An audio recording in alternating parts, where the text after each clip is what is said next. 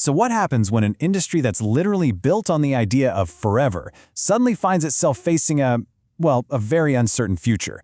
Today we're going to dig into a huge strategic shift happening in the multi-billion-dollar natural diamond world. You've got bitter rivals teaming up, and we're going to break down exactly why this powerful new alliance could change everything for the world's most iconic gem. Okay, let's dive into this, because this question, it gets right to the heart of the matter. You've got lab-grown diamonds, right? They offer something that's nearly identical, and let's be honest, often a lot cheaper. At the same time, younger consumers are asking totally different questions about what luxury even means anymore. So, how does the natural diamond industry fight back? Well, this new alliance, this is their high-stakes answer. And that challenge, it's a big one. It's about protecting the very idea of a natural diamond, what makes it feel rare, precious, and meaningful.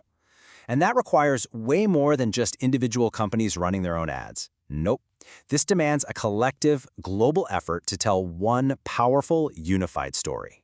So what's the industry's big answer to this challenge? Well, they're going all in on a united front. See, the key players realized that to survive, they had to stop competing and actually start collaborating. So this new alliance, it's all about pooling their resources and speaking with one single powerful voice. And this is it, the Luanda Accord. It's named after the capital of Angola, which was one of the founding nations. It was established back in June 2025, and its goal is pretty simple, really.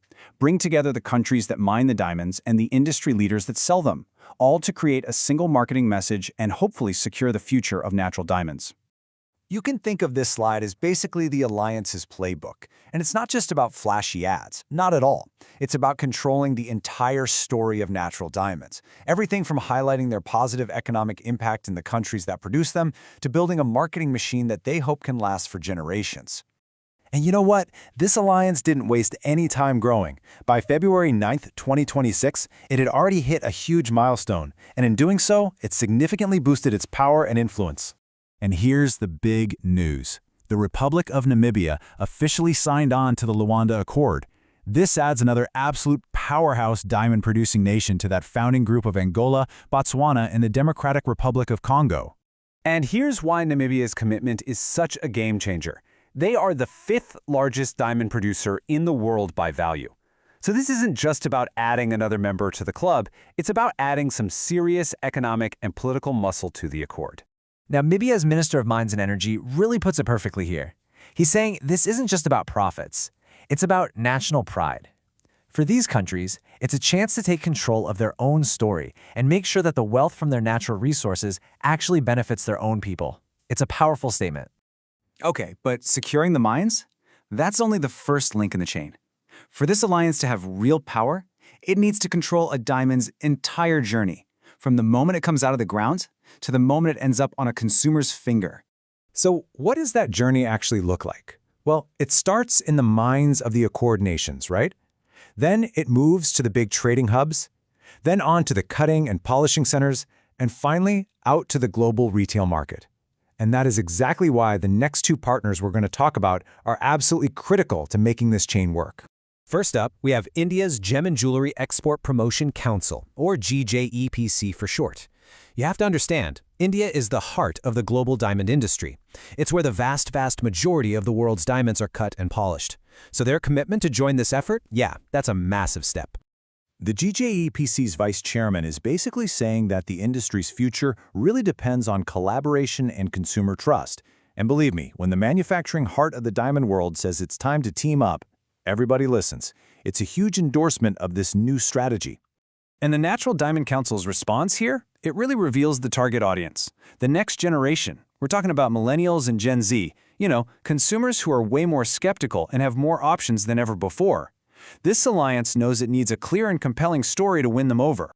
Okay, next up is the trading floor. The Dubai Multi-Commodities Center, or DMCC. This is the world's largest diamond trading hub. Think of it as the Wall Street of diamonds. A massive portion of the world's rough diamonds passes through here, so getting them on board, well, that was non-negotiable. The CEO of the DMCC just drives the point home. From his perspective, looking out over that massive trading floor, a strong, unified story is what keeps demand high and prices stable. It's crystal clear that from the mines to the market, everyone is now singing from the same hymn sheet. So, Now that we've seen all the players come to the table, you've got the mines in Africa, the polishers in India, the traders in Dubai. Let's connect all the pieces and really look at the big picture of what this all means. So what's the bottom line here? Well, this is a massive shift from a world of, let's face it, cutthroat competition to one of strategic collaboration. This alliance now pretty much controls the entire journey of a diamond, from the mine all the way to the market. And with that control comes the power to shape the narrative and, they hope, to future-proof the entire industry. So, the alliance has its strategy, it has its key players, but in a world where the idea of luxury is constantly being redefined, the big question is this. Can a unified story, no matter how powerful, be enough to keep the diamond dream alive? Or are we seeing the last brilliant flash before a new era of gems takes over? I guess only time will tell.